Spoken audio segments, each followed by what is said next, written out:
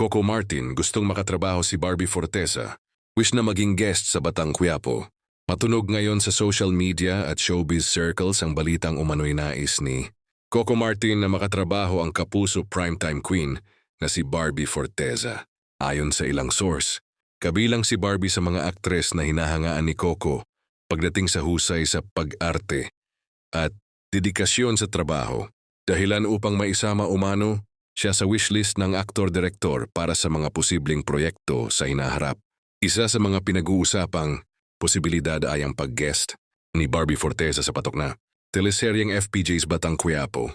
Bagamat wala pang opisyal na kumpirmasyon mula sa kampo ng ABS-CBN o GMA Network, hindi napigilan ng mga netizen na kiligin sa ideya ng isang espesyal na role para kay Barbie sa serye. Para sa marami, malaking eksena at hamon ang magiging papel nito kung sakali.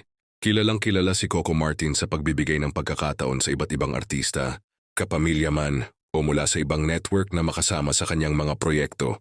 Sa Batang Quiapo, ilang bigating pangalan na ang nag-guest at naging bahagi ng kwento.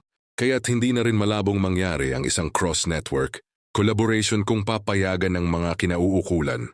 Samantala si Barbie Forteza ay patuloy na pinatutunayan ang kanyang versatility bilang aktres sa GMA, mula drama hanggang fantasy at pelikula. Marami ang naniniwala na kung pagsasamahin sina Coco at Barbie sa iisang proyekto, tiyak na magiging eksplosibo ang kanilang chemistry at magiging usap-usapan ito sa buong industriya.